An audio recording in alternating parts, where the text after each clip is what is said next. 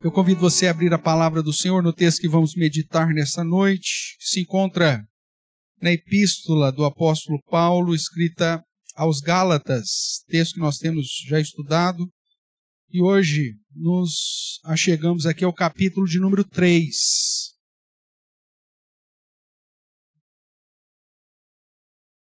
Nós já temos caminhado e vimos que o apóstolo Paulo, nesse primeiro escrito da era cristã, tem chamado a atenção do povo de Gálatas, que estava voltando às práticas da lei cerimonial como mecanismo para salvação, para méritos de salvação.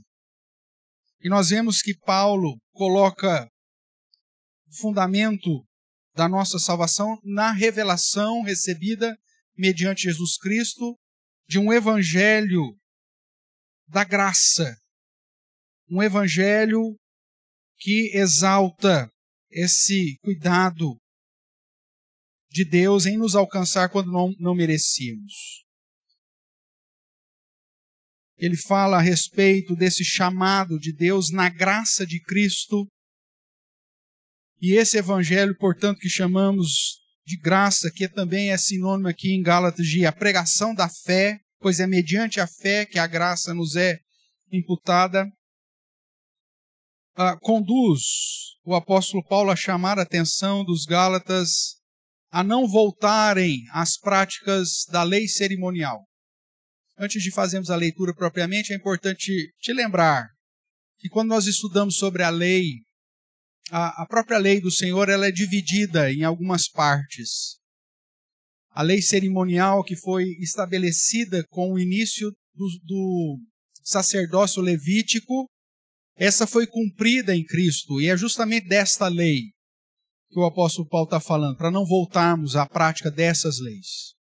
A lei moral, nós sabemos que ela permanece, tanto que Jesus, no Sermão da Montanha, estabelece inclusive um novo entendimento, muito mais pesado do que o próprio judeu estabelecia, pois ele, como você bem se lembra, vai declarar que devemos amar ao próximo, né? Ou que devemos não adulterar. E em todas essas questões, Jesus vai colocar uma interpretação um pouco mais pesada, dizendo que se você olhar com intenção impura, você já adulterou. Se você odiar no seu coração, você já matou, você já é um assassino. Então a lei moral está em vigor, mas ao mesmo tempo ela tem como objetivo mostrar o quanto somos culpados diante de Deus. Devemos lutar para cumprir esta lei moral, não para a salvação, mas sim em gratidão pela salvação que nos alcançou. Mas nunca, em hipótese alguma, voltarmos às práticas da lei cerimonial como mecanismos de salvação, e é disso que Paulo está tratando. Por isso, acompanhe a leitura que farei aí de Gálatas, capítulo 3, do verso 1 ao 29, todo o salmo, ou melhor, todo o capítulo, diz assim: Ó Gálatas, insensatos, quem vos fascinou a vós outros, ante cujos olhos foi Jesus Cristo exposto como crucificado? Quero apenas saber isso de vós. Recebestes o Espírito pelas obras da lei ou pela pregação da fé? Sois assim insensatos, que tendo começado no Espírito, estejais agora vos aperfeiçoando na carne. Terá sido em vão que tantas coisas sofrestes? Se na verdade foram em vão, aquele, pois, que vos concede o Espírito e que opera milagres entre vós, porventura, o faz pelas obras da lei ou pela pregação da fé? É o caso de Abraão, que creu em Deus, e isso lhe foi imputado para a justiça. Sabei, pois, que os da fé é que são os filhos de Abraão. Ora, tendo a Escritura previsto que Deus justificaria pela fé os gentios, preanunciou o Evangelho a Abraão: em ti serão abençoados todos os povos. De modo que os da fé são abençoados como o crente Abraão. Todos quantos, pois, são das obras da lei, estão debaixo de maldição. Porque está escrito: maldito todo aquele que não permanece em todas as coisas escritas no livro da lei para praticá-las. E é evidente que pela lei ninguém é justificado diante de Deus, porque o justo viverá pela fé. Ora, a lei não procede de fé, mas aquele que observar os seus preceitos, por eles viverá. Cristo nos resgatou da maldição da lei, fazendo-se Ele próprio maldição em nosso lugar. Porque está escrito: maldito todo aquele que for pendurado em madeira. Para que a bênção de Abraão chegasse aos gentios em Jesus Cristo, a fim de que recebêssemos pela fé o Espírito prometido. Irmãos, falo como homem. Ainda que uma aliança seja meramente humana, uma vez ratificada, ninguém a revoga ou lhe acrescenta alguma coisa. Ora, as promessas foram feitas a Abraão e ao seu descendente. Não diz e aos descendentes, como se falando de muitos, porém como de um só, e aos teus descendentes, que é Cristo. E digo isto: uma aliança já anteriormente confirmada por Deus, a lei, que veio 430 anos depois, não a pode abrogar, de forma que venha a desfazer a promessa. Porque se a herança provém da lei, ou de lei, já não decorre de promessa, mas foi pela promessa que Deus a concedeu gratuitamente a Abraão. Qual, pois, a razão de ser da lei? Foi adicionada por causa das transgressões, até que viesse o descendente, a quem se fez a promessa, e foi promulgada por meio de anjos, pela mão de um mediador. Ora, o mediador não é de um, mas Deus é um. É porventura a lei contrária às promessas de Deus? De modo nenhum. Porque se fosse promulgada uma lei que pudesse dar vida, a justiça, na verdade, seria procedente de lei. Mas a Escritura encerrou tudo sob o pecado, para que, mediante a fé em Cristo Jesus, ou Jesus Cristo, fosse a promessa concedida aos que creem. Mas antes que viesse a fé, estávamos sob a tutela da lei e nela encerrados, para essa fé, que de futuro haveria de revelar-se, de maneira que a lei nos serviu de aio para nos conduzir a Cristo, a fim de que fôssemos justificados por fé. Mas, tendo vindo a fé, já não permanecemos subordinados ao aio, pois todos vós sois filhos de Deus, mediante a fé em Cristo Jesus. Porque todos quanto fostes batizados em Cristo, de Cristo vos revestistes. Dessarte não pode haver judeu, nem grego, nem escravo, nem liberto, nem homem, nem mulher, porque todos vós sois um em Cristo Jesus. E se sois de Cristo, também sois descendentes de Abraão e herdeiros segundo a promessa. Oremos. Pai querido, diante da leitura da Tua palavra, nós clamamos pela ação do Teu Santo Espírito em nossa vida, de modo que, dirigidos por Ele, possamos não apenas identificar o Teu ensino, mas aplicá-lo na nossa vida e no nosso dia a dia. Pai, nos ajude a entender o quão amado fomos, nos ajude a compreender quão maravilhosa graça nos alcançou, nos ajude a perceber que se fomos alcançados pelo Senhor, nova vida temos, nova esperança temos e nova condição temos para vivermos agora em gratidão ao Senhor em uma vida que glorifique e exalte o teu santo nome. Por isso, nos ajude a compreender tudo isso. E que teu Santo Espírito atue profundamente em nós, de modo a inclinar o nosso entendimento, os nossos ouvidos, a nossa atenção à tua palavra. E que o Senhor, na tua bondade, apesar de mim mesmo, me use para falar ao coração dos meus irmãos e ao meu próprio coração, para o nosso próprio bem e para o louvor eterno do teu santo nome. É o que nós oramos, Pai, em nome de Jesus. Amém. Amém, irmãos. Nós vemos que Paulo, com o jeito carinhoso de ser de Paulo, chama os seus leitores de insensatos, para não usarmos exatamente o significado literal dessa palavra, e não só por uma vez, mas por duas vezes.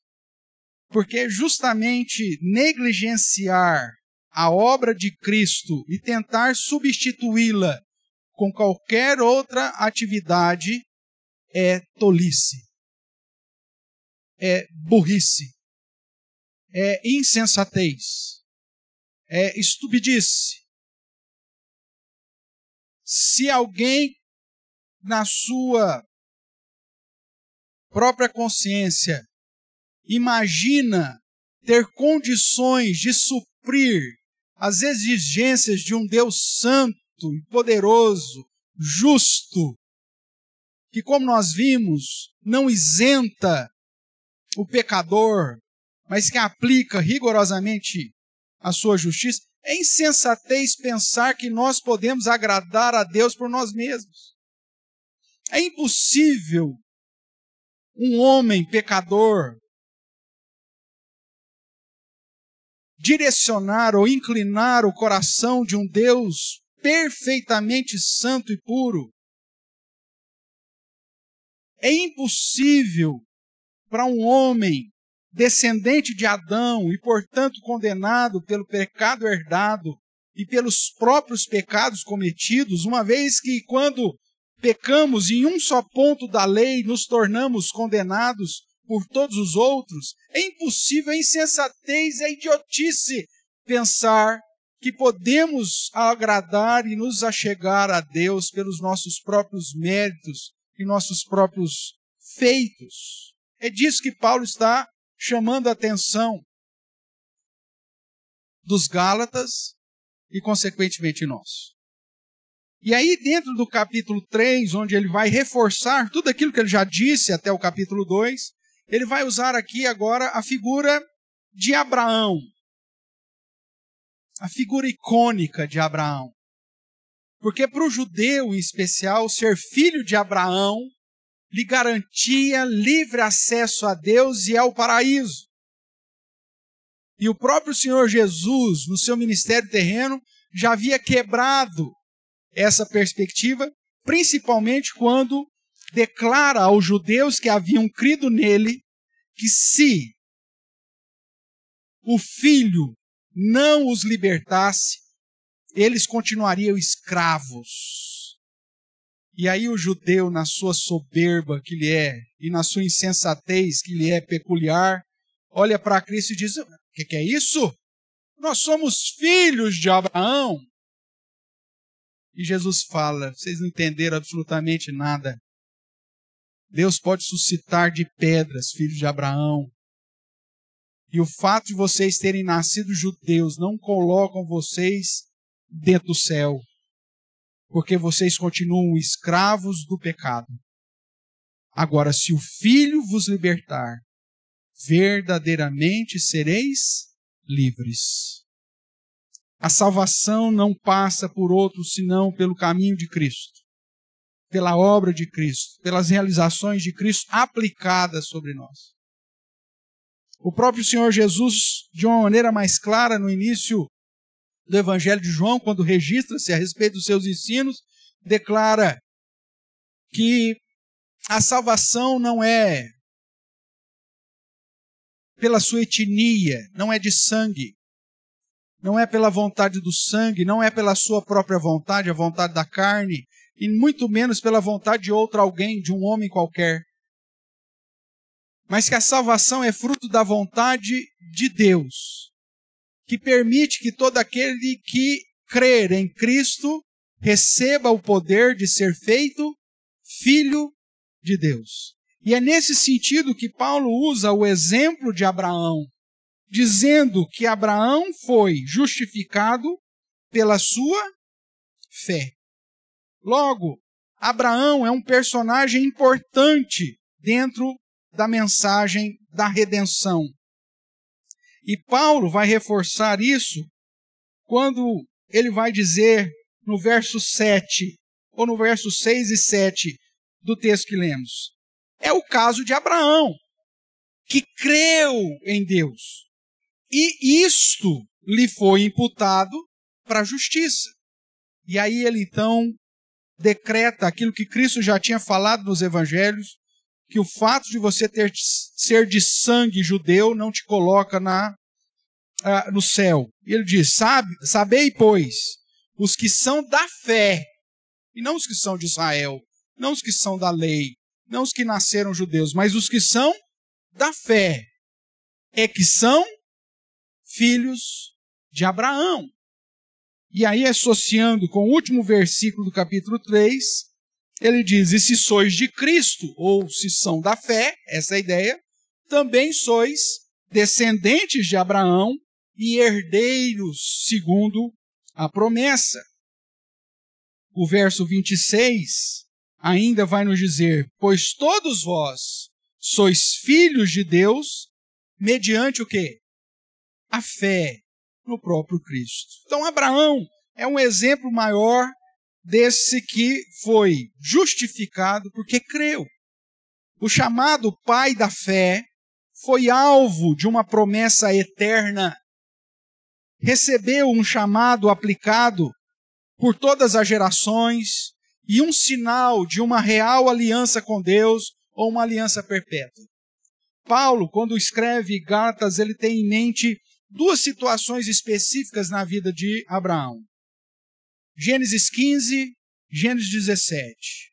A aliança que Deus faz com Abraão, onde o próprio Deus é quem faz a aliança e referenda, de modo que essa aliança não pode ser abirrogada, não pode ser mudada, não pode ser acrescida de nada ou diminuída de nada, onde talvez você se lembre, quando Deus manda ele colocar os animais e partir ao meio, e o Senhor passa referendando a aliança, e é nessa que se trata a ideia de Deus fazer uma aliança com o descendente. E a segunda aliança que está embutida, quando em Gênesis 17, Deus faz uma promessa de abençoar Abraão e os seus descendentes, através desse sinal dessa real aliança com Deus. Real aliança de Abraão com Deus e de Deus com Abraão. Portanto, irmãos, Abraão é importante. Mas a grande questão que nós já mencionamos e pela leitura do texto você tem condição de responder é: quem são os filhos de Abraão? Os hebreus, os judeus? Quem são os verdadeiros descendentes de Abraão? O povo de Israel? Quem são os herdeiros da promessa que Deus lhe deu? Seria apenas o povo de Israel? Seria aqueles que guardam a circuncisão e que vivem segundo as obras da lei cerimonial? Como nós vimos, a revelação bíblica nos indica algo muito maior do que apenas uma descendência étnica. O texto nos diz, sabeis, pois, que os da fé é que são filhos de Abraão. E que se sois de Cristo, também sois descendentes de Abraão e herdeiros segundo a promessa. Nesse sentido, o apóstolo Paulo reforça a respeito da pregação da fé em detrimento das obras da lei. Essa pregação da fé é a pregação do evangelho da graça. Veja o que diz aí o Gálatas 3:2. Paulo, para demonstrar a insensatez dos Gálatas, que estavam desprezando a imagem que foi exposta a eles de um Cristo crucificado e que estavam deixando de ver essa cena de que a obra de Cristo é que nos justifica e voltando às práticas da lei cerimonial, Paulo, portanto, demonstrando, escancarando a insensatez desse povo, ele diz no verso 2: quero apenas saber isso. Se vocês me responderem isso, já está bom, eu vou parar de falar. Quero apenas saber isso de vós. Vocês receberam o Espírito pelas obras da lei ou pela pregação da fé? Vocês receberam o Espírito quando estavam vivendo sob o regime da lei, fazendo lá os seus holocaustos, participando das ofertas de manjares, indo até Jerusalém nas festas cerimoniais? Vocês receberam porventura o Espírito Santo nesse momento? Ou vocês receberam depois da pregação da fé ou do evangelho da graça revelado mediante Cristo Jesus?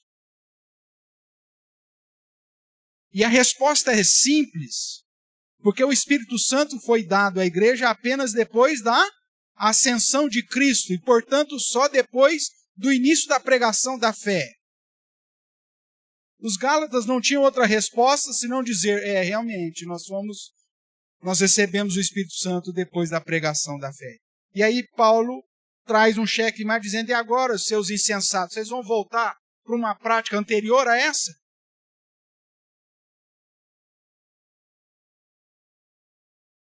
Vocês receberam uma graça muito maior e agora vão voltar para o menor? Um upgrade foi dado e agora vocês vão voltar para a máquina de escrever?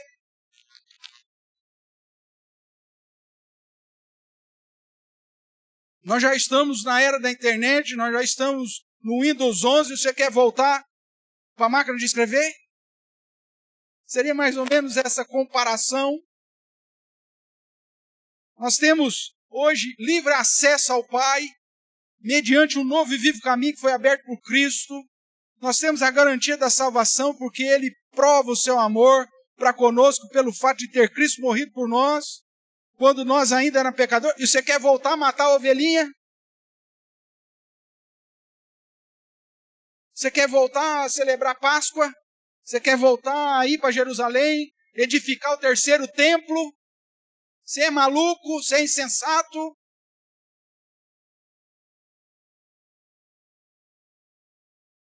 Deus já fez de você em Cristo sacerdote e você quer voltar a ter um outro sumo sacerdote humano, preso aos mesmos limites e carências humanas, tão pecador quanto você? Que insensatez é essa? Desde Abraão, nós temos a promessa. E essa promessa não era só para o judeu, era inclusive para os gentios, pois em ti serão abençoados todas as famílias da terra. Vocês não entenderam isso? É justamente esses questionamentos que o apóstolo Paulo está trazendo aqui nessa porção, irmãos.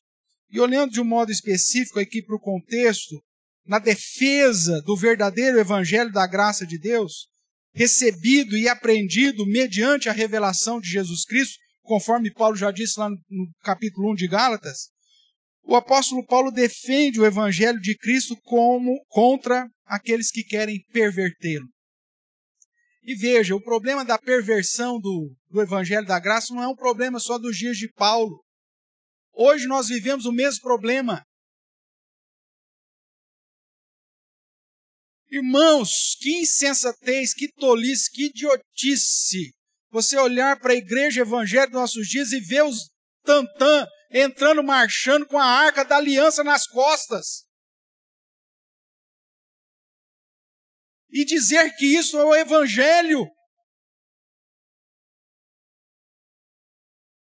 Aquelas irmãs que deveriam estar cuidando talvez dos seus maridos ou fazendo alguma coisa pelos seus filhos, com aqueles véus esvoaçantes, entrando com a arca da aliança, como se fosse algo que redimisse o povo novamente. Isso é insensatez. Ou de querer reviver um momento histórico da descida do Espírito Santo, o Santo Espírito da promessa que sela todo aquele que crê em Cristo hoje, vivendo um novo Pentecoste a cada domingo, colocando uma faixa na frente da igreja. Vem, domingo que vem, o Espírito Santo vai ser derramado. Que insensatez! Ou de colocar tantas outras práticas, desprezando a revelação recebida mediante Jesus Cristo, e aí levantando no meio do povo qualquer Zé Ruelas que se diz profeta do Senhor, trazendo uma nova revelação. Que insensatez! Para não dizer o português rasgado.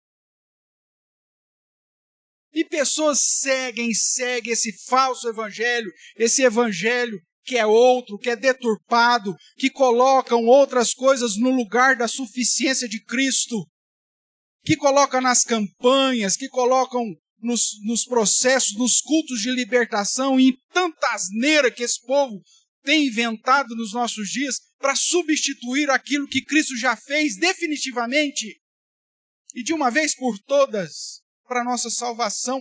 Que insensatez! Ó Gálatas insensatos! Desprezam a palavra de Deus revelada e finalizada mediante a revelação vinda de Cristo Jesus, para ficar dar ouvido a homens que se colocam e que se levantam como profetas do nosso dia, que se autodenominam apóstolos e que não são. Que insensatez! Que desprezam o verdadeiro culto, que deve ser ministrado em espírito e verdade, para ficar seguindo ídolos ou acompanhando imagens de esculturas, chorando como se estivesse seguindo um pedaço de pau ou simplesmente uma mortadela.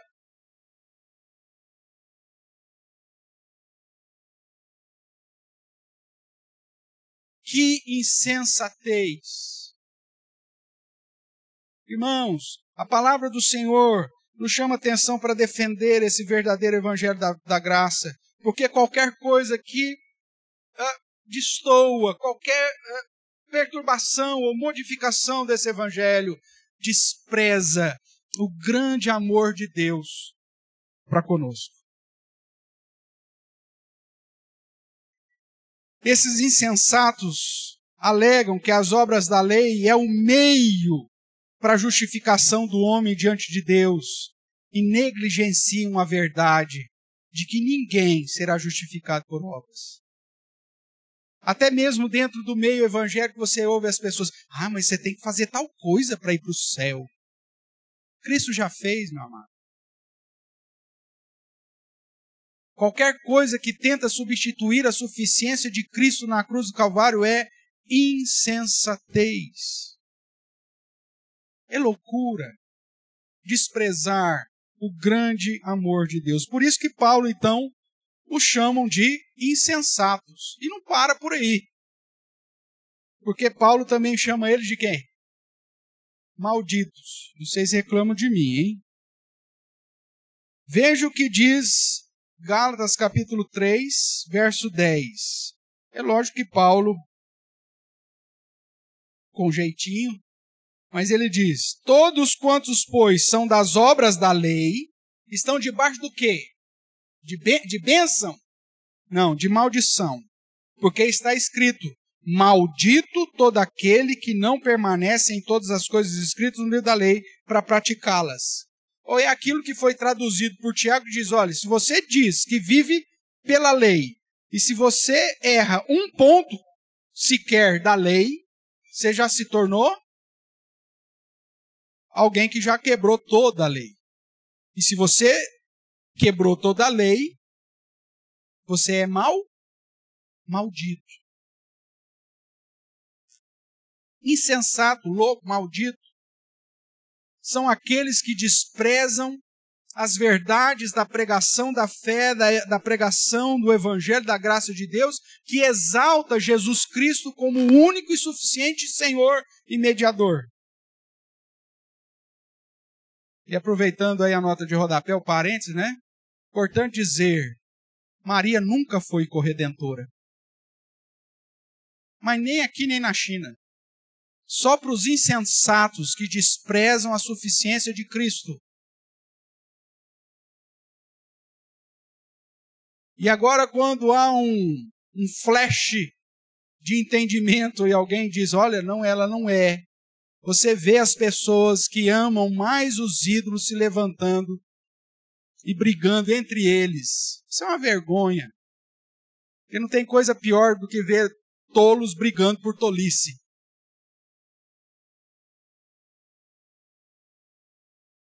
Irmãos, Jesus Cristo é o único mediador.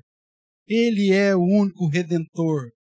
Ele é o Deus encarnado que veio, cumpriu a lei para pagar um alto preço pela sua vida e minha vida. E somente nele, nesse nome, existe salvação. Qualquer coisa contra isso é maldição e é insensatez. É isso que Paulo está chamando a atenção desse povo. E nessa tentativa de livrar os Gálatas da insensatez, o apóstolo Paulo confronta-os com os questionamentos pertinentes que confrontam e fazem refletir sobre a ineficácia das obras da lei. No verso 19 ele faz uma pergunta interessante. Veja que Paulo sempre faz isso, ele usa esse sistema de usar questionamentos, né? No verso 19 ele vai dizer assim aos Gálatas, qual, pois, a razão de ser da lei? Por que a lei existe? Qual que é a razão da lei? Qual, pois, a razão de ser da lei? E a resposta dele é definitiva. Veja aí, foi adicionada por causa do quê? Das transgressões. Ou seja, como nós lemos lá em Romanos 3, 19 a 20, a lei foi dada para mostrar a nossa culpa. E para mostrar na incapacidade da própria lei em nos redimir. A lei é só para te dizer que você não consegue alcançar a Deus com suas próprias pernas. Foi adicionada por causa das transgressões. Segundo motivo da lei, apontar para o descendente a quem se fez a promessa. Verso 19 na sequência. Até que viesse o descendente a quem se fez a promessa. Ou seja, o objetivo da lei, qual a razão, pois, da lei? Primeiro, mostrar que você é culpado e que a lei é insuficiente para te conduzir a Deus. Segundo, é para apontar que existe uma promessa que foi dada a um descendente, ao descendente que viria da linhagem de Abraão, o pai da fé, e que esse descendente cumpriria rigorosamente a lei para aplicar sobre a sua vida e te justificar. Esse é o objetivo da lei. Falou, ninguém dá conta, mas tem um que vai dar. E se você olhar um pouco mais à frente, no verso 24, você vai ver ainda Paulo tratando disso, mostrando que de maneira que a lei nos serviu como aio, como aquele escravo que nos acompanhava até a chegada do descendente. De maneira que a lei nos serviu de aio para nos conduzir a Cristo, a fim de que fôssemos justificados por obras? Não, o que está escrito aí? Por fé. Qual a razão da lei? Mostrar nossa culpa, incapacidade da própria lei nos salvar. Apontar para aquele que viria cumpri-la. E exaltar aquele que cumpriu e nos conduzir a ele. Esse é o objetivo da lei. Aqueles que menosprezam o que Cristo fez e voltam para a lei, estão voltando para a maldição, estão voltando para a insensatez. Todos aqueles que menosprezam a obra de Cristo e não reconhecem Jesus como seu Senhor e seu Salvador, estão voltando para a maldição que a lei revela que estamos. Esse é o propósito dela.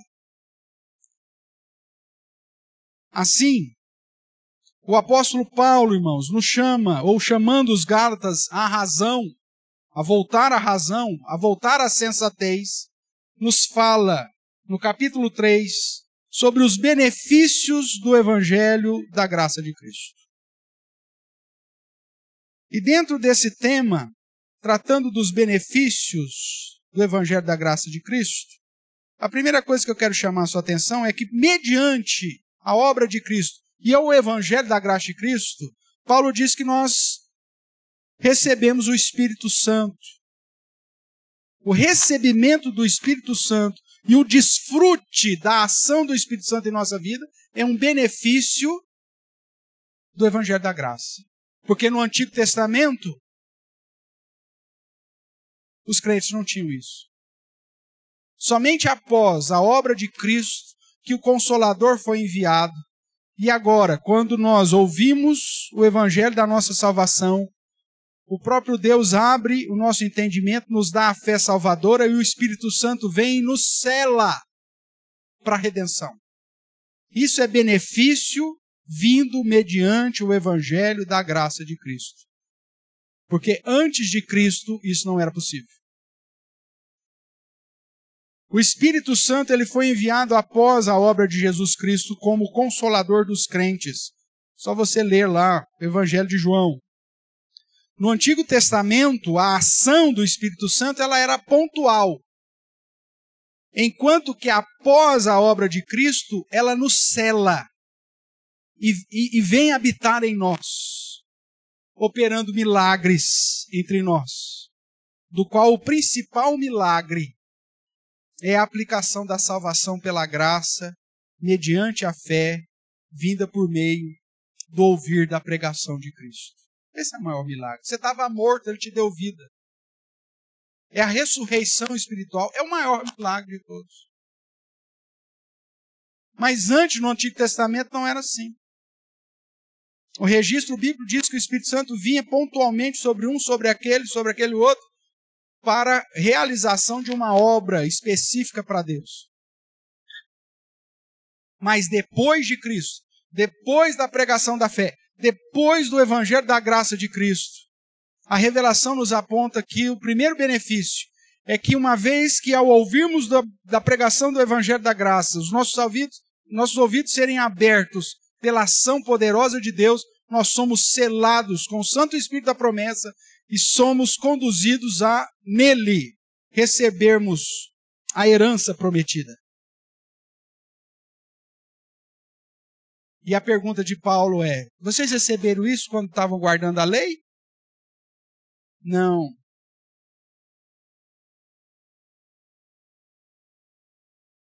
E a pergunta continua pertinente. Você recebe o Espírito Santo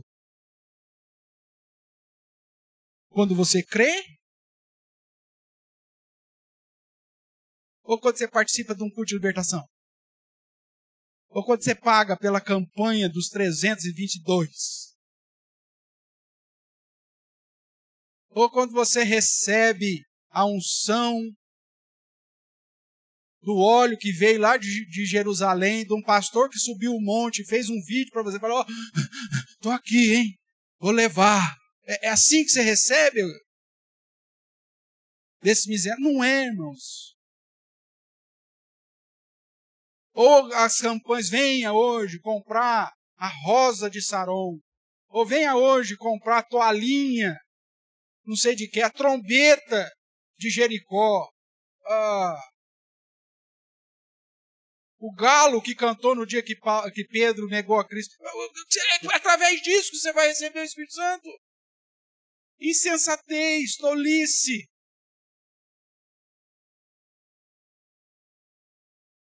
O primeiro benefício, irmãos, mediante o Evangelho da Graça, é que o Espírito Santo veio habitar sobre todos aqueles que creem em Cristo. E é porque temos o Espírito Santo, Paulo vai dizer, que nós podemos clamar, Abba, Pai. Se olhamos lá para Romanos capítulo 8, do verso 6, todo o capítulo 8, você vai ver que um benefício que o Evangelho da Graça nos trouxe é que agora o Espírito Santo habita em nós, e porque somos filhos de Deus, recebemos o seu Espírito, somos a habitação dele, nós temos livre acesso a Deus ao ponto de olhar para o Senhor e dizer, Pai. Esse livre acesso, essa comunhão só é permitida e produzida pelo recebimento do Espírito Santo em nossa vida e pelo desfrute da ação do Espírito Santo em nós, que nos convence, irmãos, e que nos conduz a buscar piedade, santidade e comunhão com Deus. A lei não faz isso.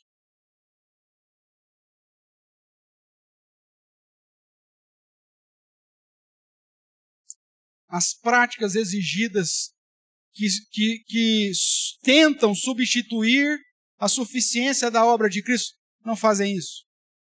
Não pode te dar esse livre acesso. Ninguém vai chegar em casa e falar, eu comprei a toalhinha de Paulo, agora Deus vai me ouvir. Não, não é por isso. Ou porque eu trouxe o óleo ungido de Israel, o sabonete dos lavandeiros. Cara, quanta idiotice! E falam isso em nome de Deus e de Cristo. Insensatez. Malditos. Não é o mesmo evangelho, irmãos. Não é o mesmo Senhor, não é a mesma Bíblia, não é a mesma igreja, não é o mesmo corpo. E quanto antes nós entendermos isso, mais cedo cumpriremos a tarefa de lutarmos firmes pela fé evangélica e pelo evangelho da graça de Cristo. Porque, infelizmente, nos nossos dias, aquilo que começou já nos dias de Gálatas, infelizmente, tem se mostrado efetivo. A perversão do verdadeiro evangelho da graça de Deus. Não façam isso. Não incentivem isso. Não participem disso. Voltem para Cristo. Primeiro benefício, portanto, irmãos, do evangelho é que nós recebemos o Espírito Santo da nossa, que veio trazer em nós o próprio Deus, que habita em nós e que nos conduz a uma nova vida para Ele. O segundo benefício recebido por meio do Evangelho da Graça, não só o Espírito Santo, como Paulo foi trabalhando aqui durante o capítulo 3, mas também, a partir do verso 6 até o final, é que a salvação é por meio da fé e não de obras. Paulo usa o exemplo de, como citei na introdução, do pai da fé, Abraão, que creu em Deus e isso lhe foi imputado para a justiça, ou seja, para a salvação.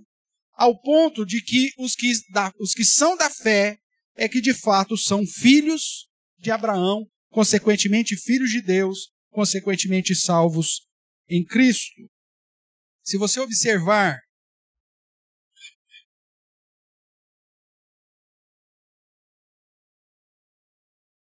no verso 26 que nós já lemos, o texto vai dizer, pois todos vós sois filhos de Deus.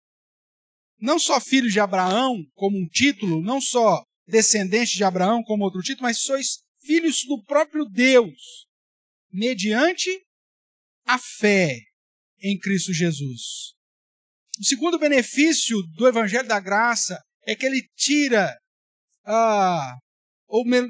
deixa claro que a salvação, ou o meio da salvação, não é outro senão a fé em Cristo Jesus. Pedro vai dizer isso em Atos, não existe salvação fora do nome de Jesus. E isso aponta para a verdade de que até mesmo os irmãos do Antigo Testamento só foram salvos, não porque guardaram a lei, não porque ofereceram sacrifícios e holocaustos, mas porque creram na vinda do Messias. Foi o que aconteceu com Abraão. E com todos os verdadeiros crentes do Antigo Testamento. Creram que o descendente da mulher viria pisar a cabeça da serpente. Creram que o descendente viria cumprir a lei. Creram que o descendente de Davi reinaria sobre o trono eterno de Israel, o Messias prometido, o ungido de Deus. Ou seja, todos os que são salvos só são salvos por meio da fé. E o Evangelho da Graça reforça, fundamenta, traz holofote sobre essa verdade. Veja que a fé nos justifica. Verso 8. Acompanhe comigo aí uma sequência de leituras. Verso 8 do capítulo 3. Ora, tendo a Escritura previsto que Deus justificaria pela fé os gentios, não só os judeus, os gentios, prenunciou o Evangelho, veja, que prenunciou o Evangelho a Abraão. Em ti serão abençoados todos os povos. Também pela fé nós somos abençoados. Verso 9, desse modo, os da fé são abençoados. Da mesma forma que foi, e juntamente com o crente, Abraão. Os da fé são justos, são justificados e vivem por meio dela. Verso 11, e é evidente que pela lei ninguém é justificado diante de Deus. Porque o justificado é aquele que vive pela fé. Verso 14. Para que a bênção de Abraão chegasse aos gentios em Jesus Cristo, a fim de que recebêssemos através do quê? Pela fé, o Espírito prometido, que é o primeiro ponto que nós já tratamos. Verso 22. Mas a Escritura encerrou tudo sobre o pecado, para que mediante o quê? A fé em Jesus Cristo fosse a promessa concedida aos que creem. Veja que não é uma fé que Gilberto Gil canta, mas é a fé em Cristo Jesus. O que mais? Verso 24.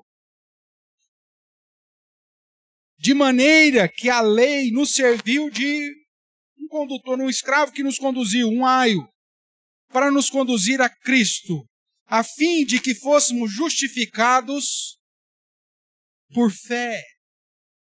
Verso 26. Pois todos vós sois filhos de Deus mediante a fé em Cristo Jesus.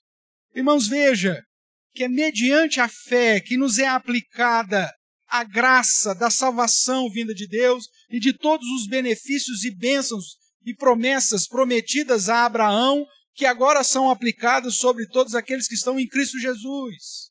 Esse é o segundo benefício do Evangelho da Graça.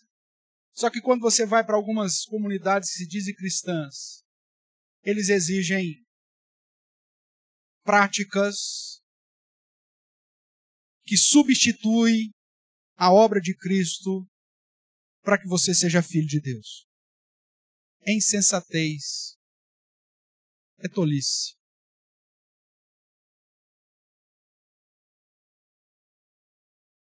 É desprezar os benefícios do Evangelho da graça de Deus. Mas nós temos mais um. Terceiro benefício que eu quero chamar a sua atenção, que o Evangelho da Graça nos traz, é a participação das bênçãos prometidas a Abraão. Daquilo que foi prometida, as promessas dadas a Abraão. Paulo vai dizer que a herança foi concedida gratuitamente por Deus através da promessa dada a Abraão. Veja aí o verso 18. Porque se a herança provém de lei, já não decorre de promessa. Mas foi pela promessa que Deus a concedeu gratuitamente a Abraão. Havia uma promessa de herança, irmãos. E essa promessa de herança a Abraão e ao descendente, e Abraão aos seus descendentes, era justamente aquela que foi aplicada sobre nós através da pregação da fé ou da pregação do Evangelho da graça de Deus. O verso 29 é algo fantástico que diz assim: e se sois de Cristo, também sois descendentes de Abraão. E que mais? E herdeiros segundo a promessa. Infelizmente eu não tenho tempo para trabalhar com Gênesis 15, que trata lá da aliança que Deus faz com Abraão. Mas Gênesis 17 é algo importante, porque no final, aqui de Gálatas, Paulo vai falar assim, verso 27. Vou ler o 26. Pois todos vós sois filhos de Deus mediante a fé em Cristo Jesus, porque todos quanto fostes o quê? Batizados em Cristo, de Cristo, vos revestis. Quando Paulo traz o assunto do batismo para a baila, para o contexto, ele conecta a história de Abraão. Lá nós sabemos que Deus apresentou e firmou com ele um sinal de uma aliança, em Gênesis 17, que era a circuncisão, um sinal de uma aliança perpétua. E que nós sabemos que tal circuncisão servia de selo da justiça pela fé. E que era aplicado somente sobre os homens. Mas que agora em Cristo, o sinal da justiça da fé é justamente o batismo. Não aplicado só sobre os homens. Por isso o verso 28 diz: de tal modo que não há mais distinção, de que modo que não pode mais haver separação entre judeu e grego, ou entre judeu e gentil, ou entre homem e mulher, ou liberto ou escravo, porque todos somos um em Cristo. Nós temos aqui um upgrade, mudou. Nós estamos em Cristo. É o evangelho da graça. E isso então traz a participação das bênçãos prometidas a Abraão e de uma aplicação melhorada de tais alianças, de tais promessas sobre nós. É a mesma, não foi mudada, mas com sinais que agora são aplicados não somente aos homens, e não somente aos judeus, mas tanto a judeu quanto grego, tanto liberto quanto escravo, quanto homem e mulher. Então, quando você olha lá para Gênesis, capítulo 17, quando a promessa foi feita, um sinal de selo da justificação pela fé foi aplicado, que era a circuncisão. Eu vou precisar do seu auxílio aí para vermos alguns textos. Vamos conferir aqui Romanos capítulo 4. Um ponto que exige um pouco mais de conhecimento teológico e bíblico nosso para compreender que o Evangelho da Graça de Cristo nos traz como benefício sermos arrolados entre os herdeiros. Romanos capítulo 4, verso 11, depois se você olhar, todo o capítulo 4 é uma defesa da justificação pela fé. Mas o verso 11 vai te indicar essa relação lá com Gênesis 17. Diz assim, Romanos 4, 11, e recebeu o sinal, que sinal? De circuncisão. O sinal de circuncisão é o quê? Como o quê? Como selo da justiça da fé. Então a circuncisão era um selo da justificação. Porque a justiça da fé nada mais é do que a justificação em Cristo Jesus.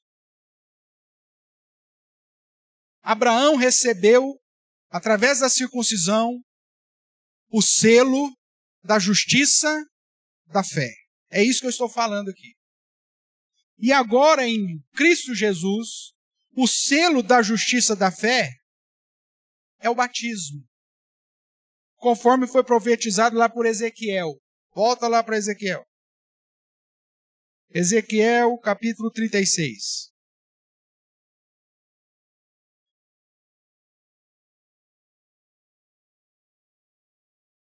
A partir do verso 24.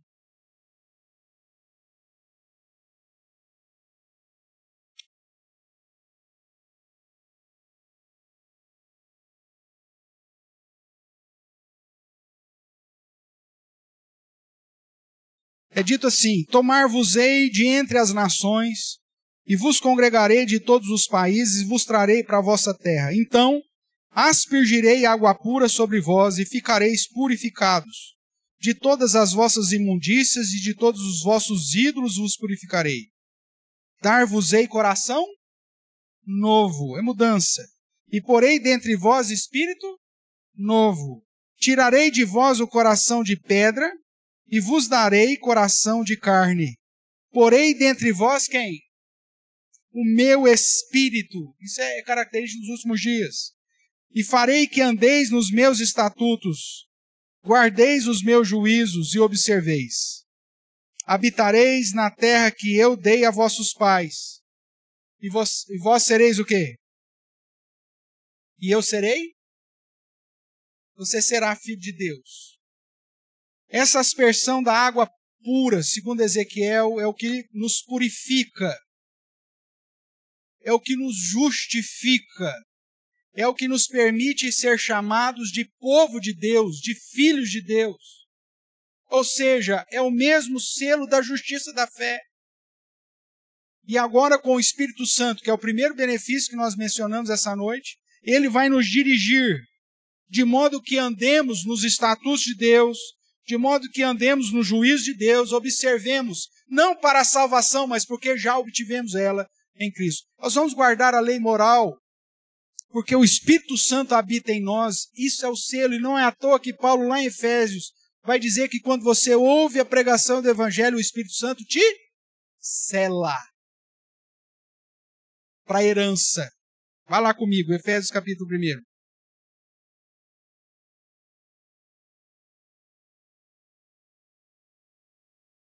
Efésios capítulo 1, verso 13. Acompanhe a leitura que farei. Veja as conexões, irmãos, das palavras. Em quem também vós, depois que ouvistes a palavra da verdade, o evangelho da vossa salvação, que é o evangelho da graça de Deus, tendo nele crido, fostes o quê? Selados com o Santo Espírito da promessa, o qual é o penhor da nossa herança, a mesma herança prometida a Abraão, até o resgate da sua propriedade, em louvor da sua glória. Veja, irmãos, que o evangelho da graça nos traz como benefício agora sermos filhos de Deus, fazermos parte das promessas que foram prometidas a Abraão e recebermos o mesmo selo da justiça. Lembrando que em Abraão este selo era, conforme Romanos 4,11, a circuncisão. Mas hoje o selo de que o Espírito Santo está sobre nós é a aspersão de água pura sobre a sua vida. O batismo de Cristo. Não é muito difícil compreender isso. Se você tão somente ler os textos complementares. Logo, o terceiro benefício do Evangelho é que nós somos agora povo de Deus, aplicado sobre todos os homens, homens e mulheres, judeus e gregos, de todas as nações, vai dizer Ezequiel, e que revelado mediante o Evangelho da graça nos faz filhos de Abraão. É isso que Gálatas 3:7 vai dizer, se você quiser voltar para lá. Sabeis, pois, que os da fé é que são filhos de Abraão. E ao mesmo tempo os filhos de Deus, que é o verso 26 que já lemos. Pois todos vós sois filhos de Deus mediante a fé em Cristo Jesus. E, portanto, herdeiros segundo a promessa, como nós acabamos de ler em Efésios 1,14, onde Deus em Cristo nos reconciliou com o próprio Deus, conforme o texto que nós lemos no início do culto, Romanos 5, ou melhor, 8.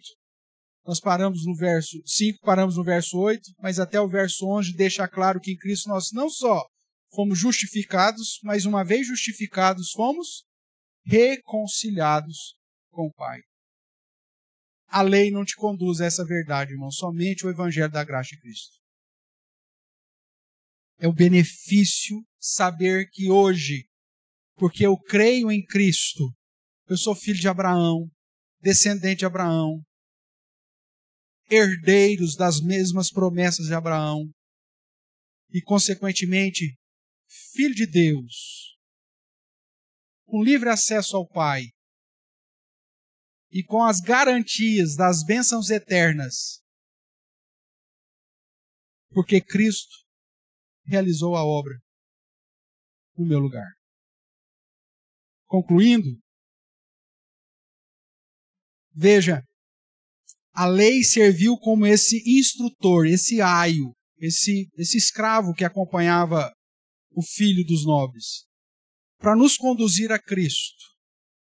Porém, sem desfazer a aliança. Afinal de contas, Paulo vai gastar um tempo dizendo, olha, a aliança que foi feita, mesmo as humanas, mesmo os pactos e contratos humanos não podem ser revogados de qualquer maneira.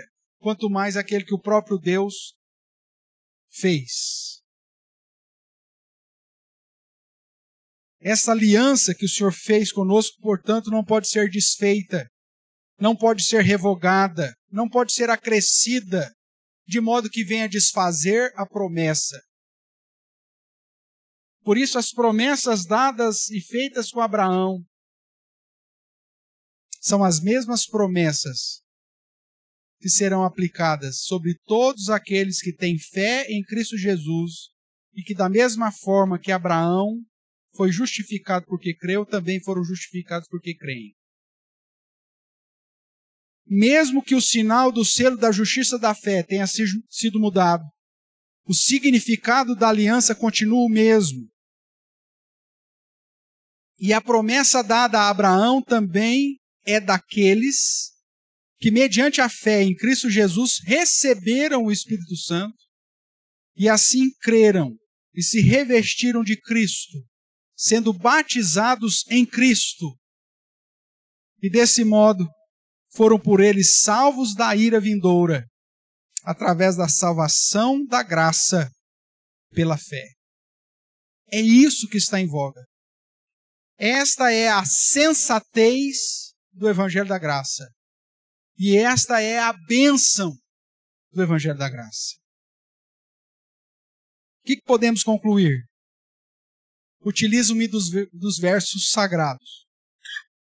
Podemos concluir que o homem não é justificado por obras da lei, e sim mediante a fé em Cristo Jesus. Pois por obras da lei, ninguém será justificado. O que concluímos? Que somos justificados gratuitamente por sua graça, mediante a redenção que há em Cristo Jesus, para Ele mesmo ser justo e justificador daquele que tem fé em Jesus. O que podemos concluir ainda? Que o homem é justificado pela fé, independentemente das obras da lei.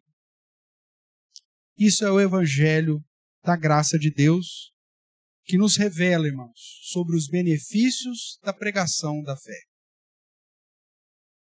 Talvez isso possa conduzir alguns a pensar, então se é isso, maravilha.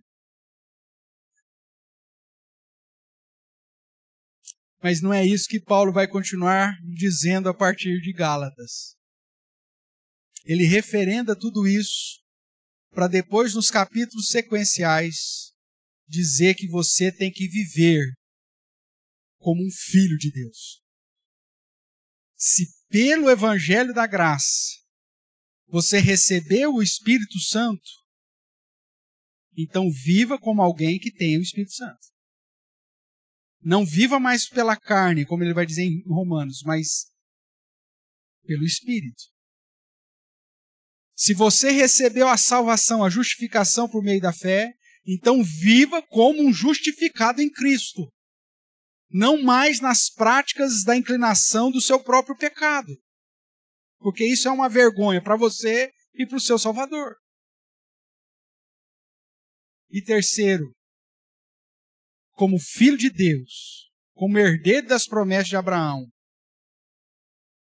glorifique, exalte-o, testemunhe, não difama o nome de Deus, não envergonhe o seu Salvador,